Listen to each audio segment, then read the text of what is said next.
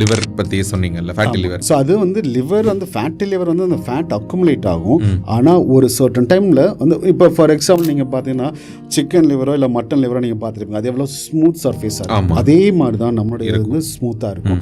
இந்த fatty liver accumulate ஆக அதில் வந்து இன்ஃப்ளமேஷன்ஸ் வந்து ட்ரிகர் ஆக ஆரம்பிக்கும். ஏன்னா டாக்ஸின் மாலிகுல்ஸ் போக ஆரம்பிக்குது, நம்மளுடைய எனர்ஜி லெவல் வந்து குறைய ஆரம்பிக்கும். அதாவது நான் எப்போவுமே எல்லாத்துக்கும் என்ன சொல்லுவேன்னா, நம்ம லிவர் தான் வந்து ஒரு மேனுஃபேக்சரிங் யூனிட் மாதிரி, ஓகே, ஒரு ஃபேக்ட்ரி மாதிரி.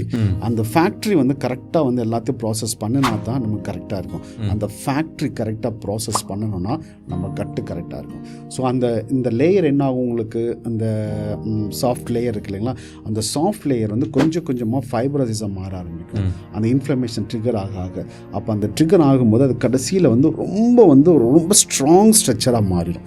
அதுதான் வந்து சிரோசிஸ்ன்னு சொல்லுவாங்க. இந்த லிவர் சிரோசிஸ் வந்து உங்களுக்கு டே 1 வராது.